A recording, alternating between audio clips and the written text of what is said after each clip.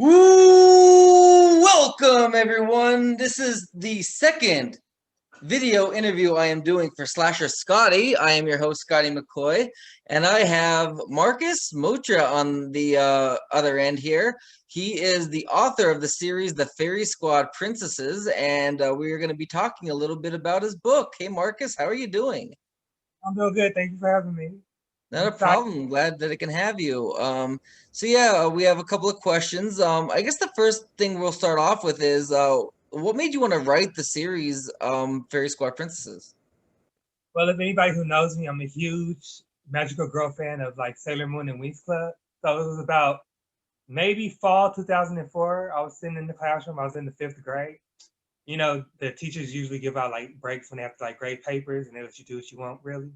Hmm. So I was sitting there and I was like, what if Sailor Moon and Winx Club had like a crossover episode? But I knew it was never going to happen because number one, Sailor Moon's a Japanese cartoon, and then Winx Club's an Italian series. So I was like, what if I create my own characters in my own universe? So that's basically how I came up with the Fairy Star Princesses series. Awesome. And what I know you've been pushing, like especially like tweeting and everything about getting Disney or somebody to, get the Wings Club out there, and if they are watching this by any stretch of the imagination, you never know. That would be great. Definitely, I hope they would look into this because one thing I've always loved was writing, but I also loved filmmaking and putting something that is in writing and making it into something that you can actually visually watch instead of imagine it in your mind while you're reading it, like that gives it a whole new dimension. I think it would be really cool because I'm the editor of so far the three of the five books, and I've obviously read them and I own them, and I really like them. They're very good, and I think it would even be super cool to see them on either TV or streaming or a movie or something. But obviously we would need you to be involved because when you sell the rights to it, they do whatever the hell they want to do with it. You don't want that to happen. I would never sell all my rights. Yes, that's one thing you definitely never want to sell your rights. That's one thing I learned for sure, and I know a lot of creators they look at it. Oh, it's a lot of money to sell it, but then some creators they are like, "Oh, was that a right decision? I got all this money for it, but now I don't own the series at all. What if I want to make something else out of it?" And you can't use any of the characters, and that is a pain. So the next question I have is divided into three parts. So I guess I can ask them all three of them at the same time, but can you tell us about all three books, starting with the first one, of course. Tell us what the title and the subtitle of the books are, and a brief synopsis of each book. All right, well, the first book is right here. It's called The Fairy Star Princesses, A Magical Awakening. Basically, in book one, we start off with four fairies. You have Serena, Crystal, Ivy, and Christy. They're best friends. They grew up together. And then they have their guy friends who they eventually start to date, but not yet in book one. But you have Maxwell, aka Max. You have Joshua, aka Josh, Brock, and then you have Ro. So in book one, they're normal high school students, but the guys are like a year older than the girls, and the girls are starting their freshman year. And they're from like Los Angeles, California. So it's like a real hot day is burning up. So they decide to go to like it's a grand opening called Fruitlicious Smoothie. So they get to the grand opening, but it's like a ghost town. Like it's weird because it's a whole bunch of cars parked outside on the strip Mhm. mall. But where's all the people? So against better judgment, they decide, oh, let's still go in the Mhm. and that's when they get attacked by four witches who call themselves the Vortex. And their two tagalones, a warlock named Metrix, and a big green smelly ogre named Bruce. At this point, they don't know what's going on because they basically grew up as regular human beings. But in the midst of almost getting destroyed, some woman in a white cloak pops up, and she gives the girls, four golden rings, and she tells them, basically shout fairy power transform, and they're like, "What are you talking about?" We end up listening to her, and then that's when basically the battle begins. So, or should I say, like the magical awakening begins Mhm. instead. And before you go into book two, I just wanted to say, on a funny note, I don't know how many people that watch this watch Paper Mario: The Thousand Year Door if they ever played that for Nintendo GameCube, but I always mess with Marcus saying that that the main leader of the witches, Isis, right? I always say about her, like to me, she look like, I don't know why. I guess because she's a witch. I don't know, but she looks like Beldam, but she doesn't look like Beldam in the drawing. No, no, no. So what's about book two? Book two is right here. It's the search for the mirror pieces. Okay, well, I forgot to mention. Well, without spoiling too much, book one is about basically the vortex and the nitwits. That's not their name. That's like a joke because basically Metric and Bruce are kind of slow. King Darwin and his wife Queen Vidal. But after they're defeated, they end up working for a different leader of the Dark Planet, who's Queen Vorticia, and then she has two minions, a witch named Star and her boyfriend named Dexter. But since the ultimate power is no longer, I guess it's no longer a factor, like they don't need it anymore, they find out it's even stronger than the ultimate power. So they're looking for four mirror pieces that have been scattered across the magic dimension in order to get this ancient relic called the Purity Chalice. In book one, you do find out who has the ultimate power, but I don't want to spoil it. But then you find out who also obtains the Purity Chalice. So, you also get to meet two new fairies, and you get to meet another hero. Okay, awesome. What about book three? Book three, one of my favorites, actually. It was actually really good. Oh, thank you. Yeah. It's called The Fairy Scar Princess's Battle for the Future. So I want to do like a new little spin on it. I don't want to focus too much on I guess, their present selves anymore. I want to dive into the future. So basically, what if you found out that your future was in jeopardy? Would you be able to fix it before everything was destroyed? So you get to meet new characters and new villains, and the villains in this one are much tougher than the past previous books. We have one of my favorite villains in this book is No Face. They don't know whether he's a demon or he's a human. Whenever he smiles, he looks like a Grim Reaper, basically. He smiles, all you can see is the white of his teeth, and his teeth are like, his teeth look horrible, like they're decayed. Awesome. So is that everything about book three? Yeah, and book three, it goes from like, instead of the previous books are all focused in the present, but book three, it shifts back and forth. Like it'll go into the present, then back to the future. Right.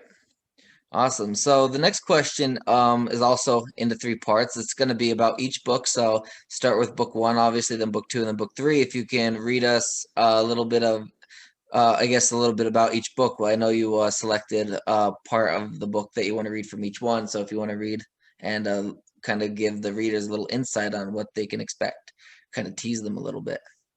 So I'm going to be giving you guys a little teaser of book one right now from chapter. What chapter is it again? It's from book one, chapter one, which is A Magical Awakening. Awesome. I'm going to start on page 12. Okay. Let me know if you can hear me. Okay. All right. After school, it was boiling up, so the girls and their guy friends decided to check out the new smoothie place at the strip mall called Freelicious Smoothies. They piled into Roe's truck. However, when Roe and his friends finally reached the strip, they noticed no one was outside. The strip mall turned out to be nothing but a ghost town. Not even the stores on the strip mall were open. A bunch of cars were parked outside, and the sign on each store read open, yet there was no one there. Regardless, the teens decided to go out of the car and see what was going on. Hey, I thought the grand opening was today, asked Krista. Yeah, maybe it was canceled, Josh said while looking around at the empty strip mall. No, I don't think so. Something's telling me we should go inside for delicious smoothies and see what's going on, said Serena. Me too. It's like I'm getting a strange vibe, said Ivy, as she agreed. Well, let's go inside, said Ro. Hashtag, meanwhile, already inside the store. Hush, ladies. Since we have visitors, said Isis. Wait, you guys feel that? Asked Bruce and Metrix. Fairy magic, shouted the Vortex. Looks like our cover's been blown. Storm pouted. Well, it doesn't matter. We'll ambush them when they walk through the door, said Isis. It's about to go down. Hey, is anyone in here? Serena asked. Yeah, the sign said open, but I guess that was a mistake, said Krista.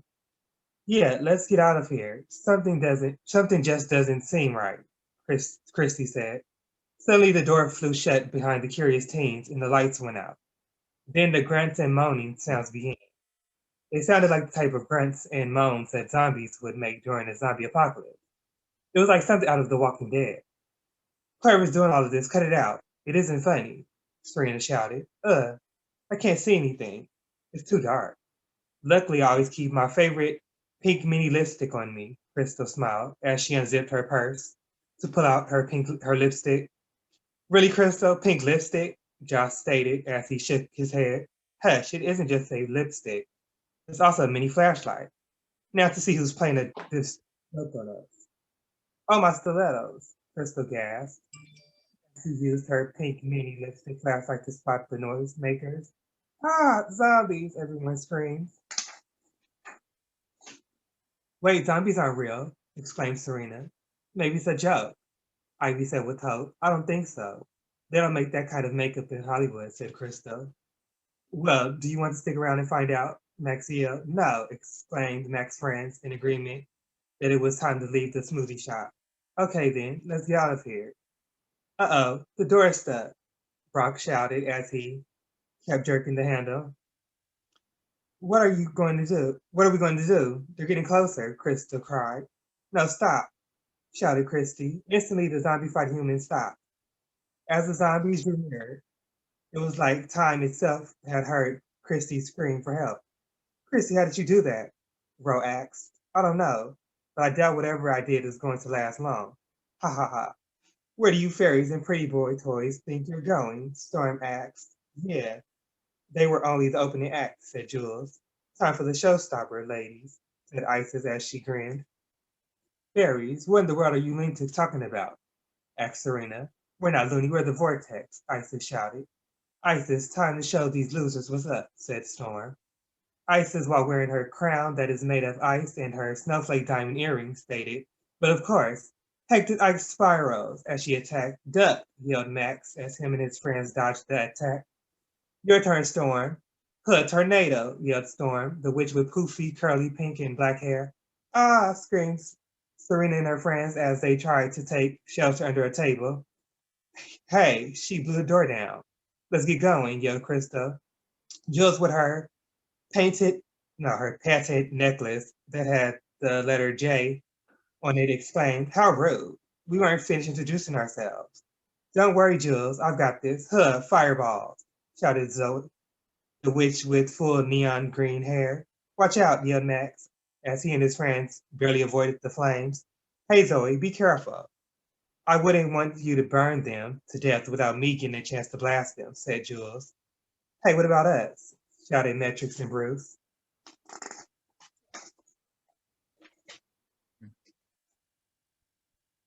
Static shock, Metrix attack, earthquake smash, and enough with his disguise. Bruce had reverted into his true form.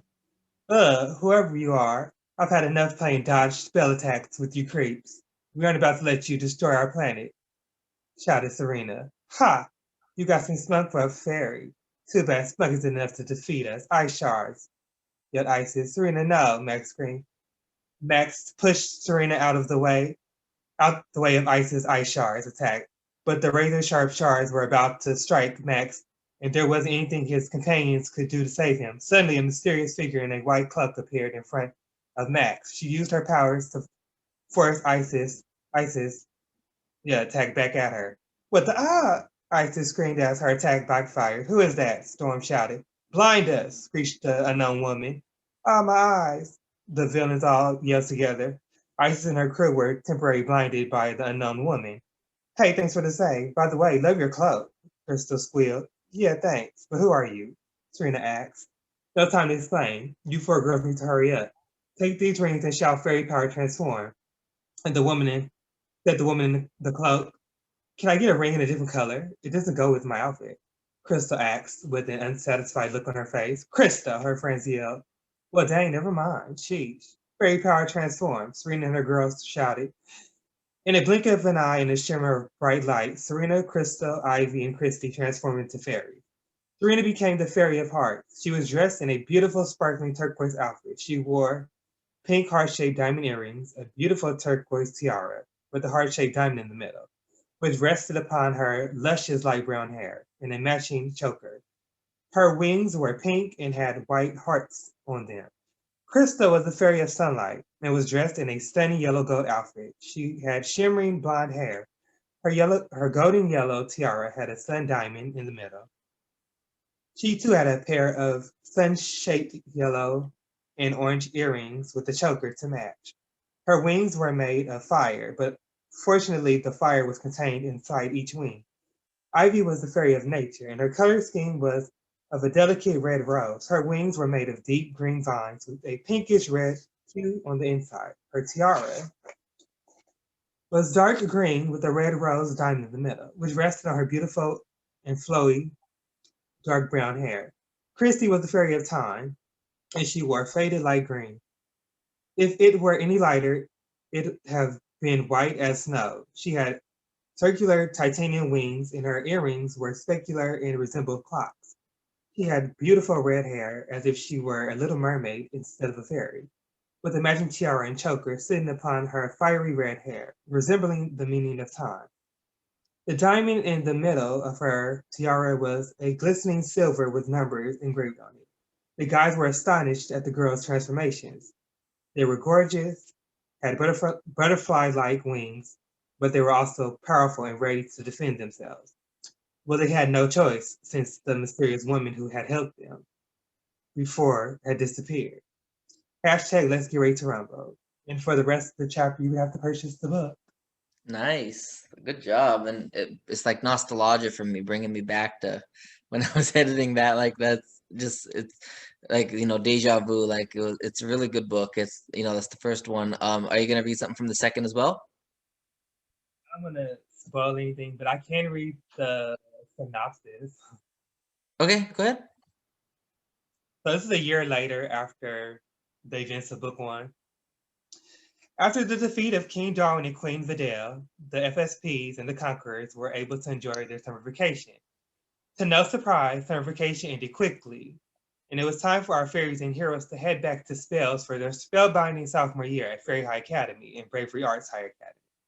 Plus, with Isis, her best witches, and the Nitwits locked away in the Spells anti-magic security prison, what could possibly go wrong? Well, a new threat has appeared, has stepped forward, and the evil queen plans to stop at nothing to take over the entire universe, even if it means having to send her two most wicked subjects to break the vortex and the nitwits out of prison.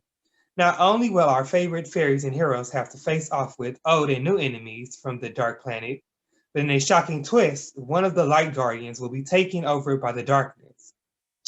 Who could it be, you're wondering? Well, it's time to flip the book back over and open the cover and start reading. So somebody does turn evil, but I'm not going to let you know who.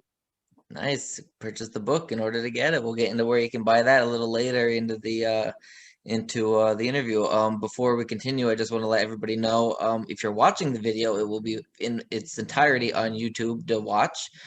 So hit the subscribe button and hit the like button as well for the video, and subscribe to Slasher Scotty for all my other interviews that I have coming up. And if you're listening on iTunes, just search in YouTube Slasher Scotty and give us a subscribe on YouTube. So to continue, so we know there's 3 books out. I know the answer to this question, but for those that don't know, is there a 4th book going to be released? And if so, what is the title and subtitle of it? And when do you expect it to be released? And how about a little plot point tease? All right, so yes, there will be a fourth book. It's called The Fairy Scar Princesses: The Reawakening of the Fairy. Say that again. Sorry, cut out. The title? Oh, okay. Yeah.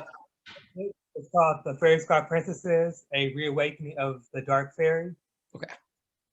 It takes place during their senior year. Without giving too much away, the Vortex do return and the Nitwits. However, this will be the last book that they're in. So, Which one? The Nitwits? yeah, this will be the last Okay. book. Even though there is going to be a fifth book, Okay. I'm not going to say if they die or not. Because, they could redeem themselves or they could die. Right. It's going to be 3 new warlocks who appear called the Frost Brothers. Okay. They're actually going to be the love interest to a couple of the vortexes. This little spoiler. Nice. They finally get some love. Nice. Do you have a estimated release date or release year, even if you don't know a date? Well, it's definitely going to be released this year, but I'm trying to get a spring release finally because I wanted a spring release. I wanted a spring Right. release, but a lot happened last year, so Throwing shade at me. No, but yeah, I know a lot of it will ride on me and my editing schedule. I know my schedule has opened up a lot more since we are filming, like my company's filming another movie, and we're not. It's still in the writing process, and I'm not writing this one like I did the last one, like for last year, and with the premiere and everything coming up and everything. So this year, a lot of my schedule is freed up in terms of filmmaking, so it'll give me more time to focus on that. So hopefully, I can get you a spring release, if not early summer, maybe. Just need you to get me it yet. Say that again? summer release as long as it's out. Yes. But yep, once you get me that, I'll work on that. I guarantee you to everybody listening and watching this, that it's probably going to be just as good, if not better, than these first 3 books. So I'm excited. Each book keeps getting better and better, so I'm like excited to see how this is going to go.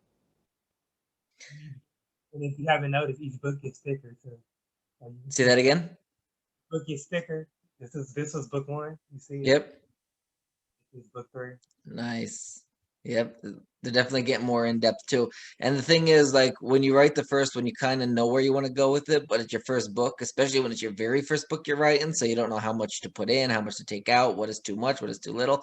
And then the more you write and the more you get experienced with, with formatting the book to the point of being the right dimensions and getting it on Amazon, all that different stuff, it ends up then you end up getting it.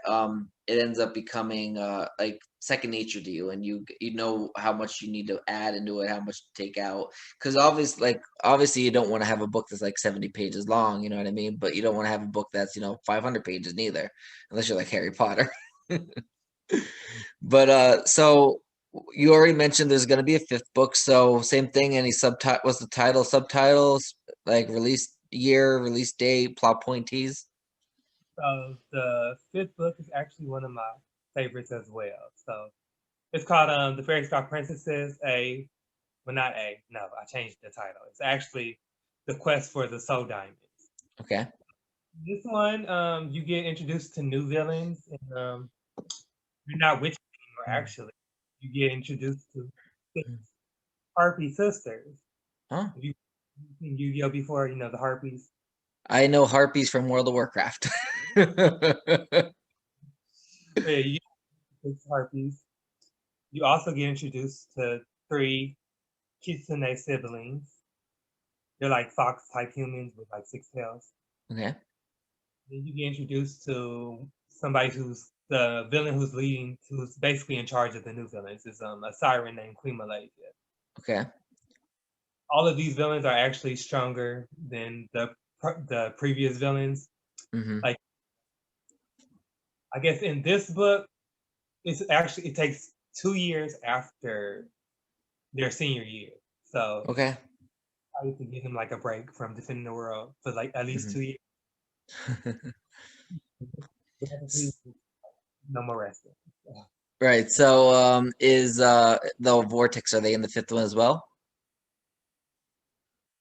Let's just say they're not the main focus. Like Okay. they're barely in it at all. Oh, okay. So we have a new idea. So is there going to be a sixth book, or is the fifth the end for sure? The fifth is definitely the end. I mean, I did. I ended it with a prologue. No, not a prologue. An epilogue. I ended it with the Okay. epilogue. There's always an opening, just in case I decide. Right. But the epilogue ties into a character from book three, so I can't Okay. really. Awesome. Nice. So like, do you have an expected release date for book five? I'm assuming next year. Most definitely next year. Okay, awesome. So you're ending with five. I guess, and if you can't say anything, I understand, but I thought I would see if I could squeeze something out of you. So with the end of book five, do we get a happy ending? Of course, I don't ever write books. That's not me. Exactly. The only way you would do an unhappy ending is if, there's a definite like sequel or something like that that it ties into that plot point. But I figured you're gonna end it with a happy ending, but that it's exciting. I'm excited to see book five as well. Let's see. So I guess off of the FSP, who is your writing inspiration and why? Oh my god, I don't want to butcher her name. I don't know how to say it, but for anybody that knows, like the creator of like Sailor Moon, because Hmm. I was I was like 4 years old when I started watching Sailor Moon, and it was the Hmm. first time, like, you know, strong, empowering females. For some reason, I like, I guess, shows that aren't targeted towards the male audience Hmm. or whatever. Right. So I was like, Yeah. okay, I became addicted. I'm a Moon still, to this day at age Right. 27, watching Sailor Moon. That's awesome. So where can everyone reading your books pick up a copy, where if they want to read your book or buy it? If you want to read the book, either through paperback or ebook, you can go to Amazon.com. Well, basically any Amazon website. Just type in Amazon and Hmm. search my name, Marcus Moutra. That's Moutra. Okay. My books will come Awesome. up. Awesome. And so where can everybody find you at? Social media, Amazon, etc. Obviously, you said the Amazon where they can find you on Amazon, but like any social media that they can follow? You can follow me on Twitter. All you got to do is type in my name at Marcus Moutra. Same thing with YouTube. I do have about three Instagram accounts. There's a couple of Instagram accounts, so I'm not gonna get into that one. You can follow me. Oh, at Magix M94. That's Magix. Then M94. That's my personal Instagram account. Hmm. The Arthur page as well. Art underscore by underscore Marcus underscore Mutra. Yeah, I have to think I think about it. that's right. Wow. And what about on Facebook? Do you have Facebook? Oh yeah. Oh yes, my name Marcus Mutra. It's a Okay, life. awesome. Sounds good. And lastly, so any future books outside of the FSP that you would like to share with the viewers and listeners that they can keep an eye out for? I've been working on a standalone book, my first standalone book called Stella Sinclair, Witch in Training. I was inspired by Sabrina the Teenage Witch a little bit, but Hmm. it's like it's Sabrina the Teenage Witch meets, mm, I guess you can say like the Fairy Star Princesses, but it's not like Hmm. that. Right. Um, I don't want to give away too much, but let's just say she doesn't know that she's a witch until she goes to the mall one day and she's Okay. getting fighting over a pair of shoes. Let's just say that. Awesome. Exciting. Is that everything you have in the works, or you don't want to? Do you have anything else you want to promote, or? Do, but it'll be under a different. It'll be under a pen name because of the target audience is way different. Okay. Sounds good. So maybe when those come out, I'll interview for that then under the pseudonym. Sounds good. Yeah, All right. Well, thank you, Marcus. Huh? when you interview me for that one, Say that again. I'm on my mask for that one. When you interview me for my book. Sounds good. Well, thank you for joining me. Right before I let you go, just to let everybody know that once again, if you stay here for the full interview, Make sure you smash the like on the video. Make sure you subscribe to Slasher Scotty here on YouTube. If you're listening to it on iTunes, Apple or Google Podcast, Spotify, Castbox, Anchor, any other podcasting platform, you can also just type in on YouTube Slasher Scotty, and you'll see my logo as the profile picture. So give me a like. You'll see all my interviews. I have interviews with a ton of slasher and horror franchise actors and actresses. I have a couple of professional wrestlers, a couple actors outside of it, musicians, and of course Marcus, and the author. And yeah, I have a bunch of interviews on there already. They're not all uploaded yet. I'm just creating that page for this and for other videos I'm making. So keep an eye out. Definitely subscribe and hit the bell notification, because you will see a bunch of interviews that I do from this point forward, and the ones that I've already conducted that I didn't upload yet will get on there. So if you want to get notified and listen to them in their entirety, then I have sneak peeks on my other pages on YouTube.